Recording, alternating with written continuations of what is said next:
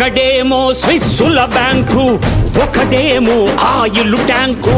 వ్యాపారం ప్రపంచీకరణం, యజమానిగా అయ్యాడొకడు.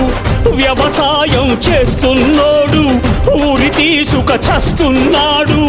బలవంతుల దోపిడి డబ్బు, బతుకు మీద హత్యే కదర్ర, హత్యే కదర్ర, హత్యే కదర్ర, హత్యే కదర్ర, హత్యే కదర్రా.